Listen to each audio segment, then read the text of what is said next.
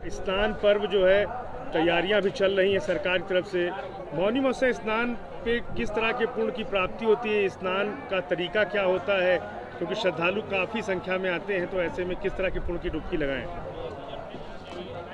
मौनी अमावस्या जैसा कि नाम से ये स्पष्ट है, मौन रह करके उस समस्या में कार्य करना चाहिए जो भी सत्कर्म संपन्न हो। तो स्नान जो है मौन रहकर ही संभव होता है। वैसे स्नान ही मौन का भारतीय मनीषा कहती है श्री कृष्ण के श्रीमुख से गीता में कि मैं अध्यात्म में मौन हूँ। तो जब भी कोई मैक्सिमम चीज़ें घटित होती हैं, महत्तम यदि कोई संयोग बनता है कॉस्मिक ऑर्डर की तरफ से, तो उस समय चेतना मौन हो जाती है, उसकी भाषा मौन होती है। मौन होना मन का मर जाना है, रियल प्लेजर को, वास्तविक आनंद को उपलब्ध हो जाना है मौन होना। और पृथ्वी का जल में, जल का अग्नि में, अग्नि का वायु में, वायु का आकाश में, और आकाश का आत्मा में, आत्मा का परमात्मा में लीन होना मौन होना है।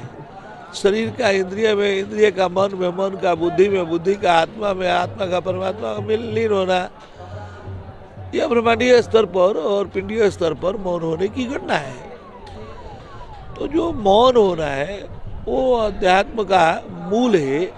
तो स्नान मौन होकर के करना, कुछ लोग तो बोलते नहीं है, न बोल करके न बोलना मौन समझते हैं। वास्तव में प्रलय का साक्षी होना, लीन होकर, ब्रह्मलीन होकर, आत्मलीन होकर, भगवान को भी कहते हैं कि प्रलय के साक्षी हुए बिना मुक्त नहीं हो जाता।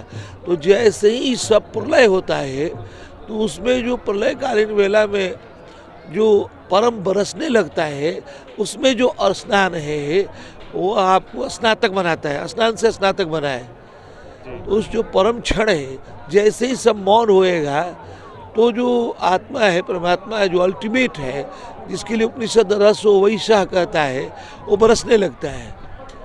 और वो बरसने लगता है तो उसके बरसने में घनश्याम तब बरसने लगता है, और परम का जो बरसना है वही हमको स्नान में ले जाता है।